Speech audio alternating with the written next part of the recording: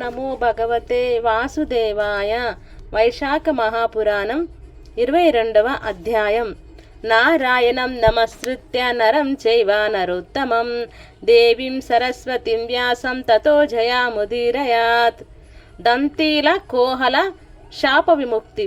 నారద మహర్షి అంబరీష మహారాజునకు వైశాఖ మాస మహిమనిట్లు వివరించుచున్నాడు. శృతదేవిని మాటలు విని శృతకీర్తి మహారాజు ఇట్లు అడిగెను. మహాముని, ఇహ పర సౌఖ్యములనిచ్చు వైశాఖ మహిమలనెంత విన్నను నాకు తృప్తి కలుగుటలేదు. నెపము లేని ధర్మము, శుభకరములగు విష్ణు కథలు, చెవులకింపైన శాస్త్రశ్రవణము ఎంత విన్నను తృప్తి కలగదు. ఇంకనూ వినావలననిపించును. నేను పూర్వజన్మలో చేసిన పుణ్యము ఫలించుటచే మహాత్ముడవైన నీవు అతిథివై నా ఇంటికి వచ్చితివి. నీవు చెప్పిన ఈ అమృతోపదేశమును విని బ్రహ్మపదముని ముక్తిని నా మనసు కోరుట లేదు. కావున నా యందు దయయుంచి ఇంకనూ శ్రీహరికి ప్రియములగు దివ్యములగు ధర్మములను వివరింపగోరుచున్నాను అని ప్రార్థించెను. శృతకీర్తి మాటలను విని శృతదేవ మహాముని మిక్కిలి సంతోషించి ఇట్లనెను. వైశాఖ ధర్మములు మహిమను వివరించు మరి ఒక కథను చెప్పుదము వినుము. పంపా తీరమున శంకుడను పేరు గల బ్రాహ్మణుడుండెను. అతడొకనాడు బృహస్పతి సింహరాశి అందుండగా గోదావరి ప్రాంతమునకు వచ్చెను. అతడు భీమరథి నదిని దాటి ముళ్ళు రాళ్ళు గల అడవిలో ప్రయాణం చేయుచు వైశాఖ మాసపు ఎండకు బాధితుడై మధ్యాహ్న సమయమున అలసి ఒక వృక్షం నీడలో కూర్చుండెను. అప్పుడొక బోయవాడు వింటిని పట్టుకొని అచటుకు వచ్చెను. అతడు దయాహీనుడు, సర్వ ప్రాణులను హింసించువాడు. సూర్యుని వలె ప్రకాశించుచు రత్న కుండములు ధరించిన శంకుని పీడించి వాని వద్దనున్న కుండలమును, గొడుగును, పాదుకలను, కమండలమును లాగుకొనెను. తరువాత ఆ బ్రాహ్మణుని పొమ్మని విడిచెను. శంకుడును అచ్చటి నుండి కదలెను. ఎండకు కాళ్ళు కాలుచుండగా త్వరగా గడ్డియున్న ప్రదేశమునకు నిలుచుచు చెట్ల నీడలయందు వెదకి నిలుచుచు త్వరగా పోవుచు మిక్కిలి బాధపడుచు ప్రయాణము కొనసాగించెను. అతడు బాధపడుచు వెళ్ళుచుండగా బోయవానికి వాని యందు దయ కలిగెను. వాని పాదుకలను తిరిగి వానికి ఇయ్యవలెనని ఆలోచన కలిగెను.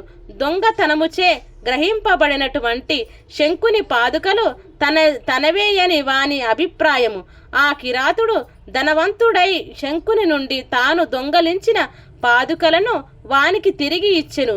ఇట్లిచ్చుట వలన నాకు కొంతయైనను పుణ్యం కలుగకుందుదా అని భావించెను. శంకుడు కిరాతుడికిచ్చిన పాదుకలను ధరించి మిక్కిలి సంతృప్తిని పొందెను. సుఖీభవాయని వానిని ఆశీర్వదించి వీని పుణ్యము పరిపక్వమైనది.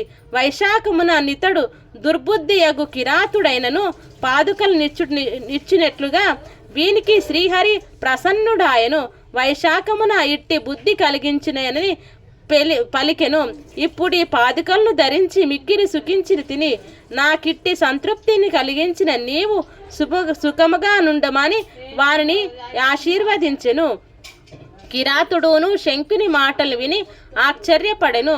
నీ నుండి దోచుకున్న దాన్ని నీకు తిరిగి ఇచ్చి తిని ఇందువలన నాకెట్లు పుణ్యం వచ్చును? వైశాఖం శ్రీహరి సంతోషించుననియో అనుచున్నావు. నీవి విషయమును వివరింపుమని శంకుని ప్రార్థించెను. శంకుడును కిరాతుని పలుకులకు ఆశ్చర్యపడెను. లోభము గల ఈ కిరాతుడు నీవిట్లు నా నుండి దొంగలించిన పాదుకలను తిరిగి ఇచ్చి ఇట్లు వైశాఖ మహిమ నగుటగా శ్రీహరి మహిమయే అని వైశాఖన మరలమిచ్చెను. దుర్బుద్ధివై నా వస్తువులను లాగుకొన్నావు. ఎండలో బాధపడు నా యందు దయ కలిగి నా పాదుకలను ఇట్లు ఇచ్చుట మిక్కిలి విచిత్రమైన విషయము.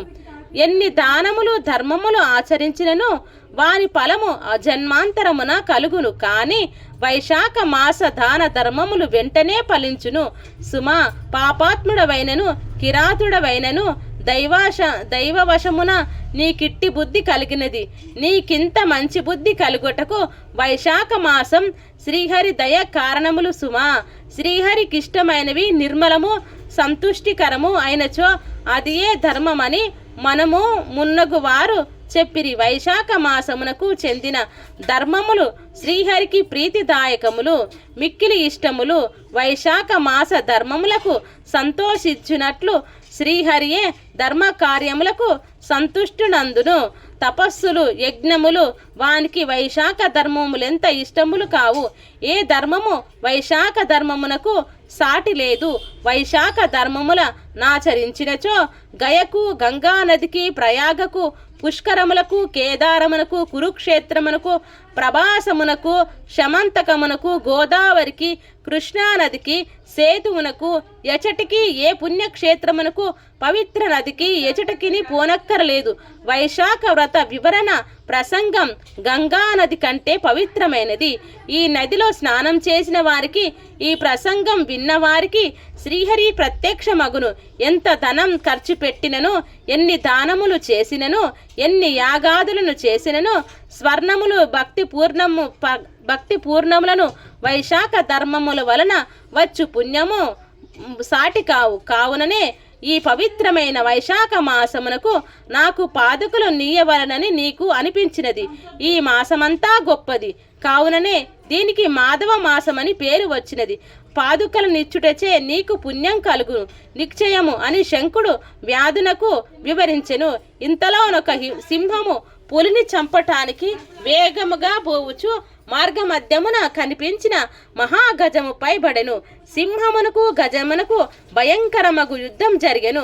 రెండూను యుద్ధం చేసి అలసి నిలుచుండి శంకుని కిరాతునికి చెప్పు మాటలు వినుట జరిగెను. వారు వెంటనే వైశాఖ మహిమను వినుట చేతను గజ సింహ రూపములను విడిచి దివ్య రూపములు నందిరి. వారిని తీసుకొని పోవుటకై దివ్యములైన విమానములు వచ్చినవి. దివ్య రూపమును ధరించిన వారిద్దరూను కిరాతునికి వైశాఖ వ్రత మహిమను చెప్పుచున్న శంకునికి నమస్కరించి, కిరాతుడు శంకుడును ఆశ్చర్యపడి మీరెవ్వరూ మాకేల నమస్కరించుచున్నారని ప్రశ్నించిరి. గజ సింహములుగా నున్న మీకి దివ్య రూపములు కలుగుట ఏమియా అని ప్రశ్నించిరి. అప్పుడు వారిద్దరూను మేము మతంగ మహర్షి పుత్రులము, దంతీలుడు కోహాలుడని మా పేర్లు. అన్ని విద్యలను నేర్చి యవ్వనంలో నున్న మా ఇద్దరిని చూసి మా తండ్రియగు మతంగ మహర్షి నాయనలారా, విష్ణుప్రియకరమైన వైశాఖ మాసమును చలివేంద్రములు ఏర్పరచుడు. జనులకు విసన కర్రలతో అలసట ఓపునట్లుగా విసురుడు. మార్గమున నీడనిచ్చు మండపములను ఏర్పాటు చేయుడు. చల్లటి నీటిని అన్నమును బాటసారులకిచ్చి వారి అలసటను పోగొట్టుము. ప్రాతకాలమున స్నానము చేసి శ్రీహరిని పూజింపుడు. శ్రీహరి కథలను వినుడు చెప్పుడు అని మాకు పలు విధముగా చెప్పెను. ఆ మాటల్ని విని మేము కోపగించితిమి. అతడు చెప్పిన ధర్మమును ఆచరించలేదు. పైగా మా తండ్రి మాటలను తిరస్కరించుచు మాకు తోచినట్లు నిర్లక్ష్యముగా సమాధానములు ఇచ్చితిమి. ధర్మలాలసుడగు మా తండ్రి మా అవినయమునకు నిర్లక్ష్యమును కోపగించి ధర్మ విముఖుడైన పుత్రుని వ్యతిరేకమైన బలుకు భార్యను దుష్టులను శిక్షింపలేని రాజునకు వెంటనే విడవవలెను. దాక్షిణ్యము వలన ధనలాభం చేతను పైన చెప్పిన అకార్యములను చేసినచో సూర్యచంద్రులున్నంత కాలము నరకమునందురు. కావున నా మాటను వినక క్రోధవేషముతో వ్యవహరించుచున్న మీరు దంతీలుడు సింహముగాను కోహాలుడు గజముగాను చిరకాలం అడవిలో నుండునని మమ్ము శపించెను. పశ్చాత్తాపమునందిన మేము ప్రార్థింపగా జాలిపడిన మా తండ్రి కొంతకాలమునకు మీరిద్దరూను ఒకరినొకరు చంపుకొనబోదురు. అప్పుడే మీరిద్దరును కలిసి కొందురు. ఆ సమయమున కిరాతుడు శంకుడను బ్రాహ్మణునితో వైశాఖ ధర్మము గూడి చర్చించుటకు విందురు. దైవికముగా మీరును వారి మాటలను విందురు. అప్పుడే మీకు శాప విముక్తి కలుగును. శాప విముక్తిని అనుగ్రహించెను. శాప విముక్తిని పొంది నా యొద్దకు వచ్చి వెళ్ళుదురని మా తండ్రి గారు చెప్పిరి. ఆయన చెప్పినట్లుగానే జరిగినది. కృతజ్ఞులమై నమస్కరించుచున్నామని దంతీల కోహీలలు చెప్పి తమ తండ్రి యొద్దకు విమానముల నెక్కి వెళ్ళిపోయిరి. వాని మాటల్ని విన్న కిరాతుడు మిక్కిలి విస్మయతుడై శంకునుడును కిరాతునితో ఓయి వైశాఖ మహిమను ప్రత్యక్షముగా చూసితివి కదా. వైశాఖ మహిమను వినుట వలననే దంతీల కోహానులకు శాప విముక్తి కలిగినది కదా అని పలికెను. కిరాతునిలోని హింసాబుద్ధి నశించెను, వాని మనస్సు పరిశుద్ధమాయను. అతడు పశ్చాత్తాపుడై శంకునకు నమస్కరించి ఇట్లనెను అని శృతదేవుడు శృతకీర్తి మహారాజునకు చెప్పెను. ఈ విషయమును వైశాఖ మహిమను అంబరీషునకు వివరించుడు నారదుడు చెప్పెను. వైశాఖ పురాణం 22వ అధ్యాయం సంపూర్ణం.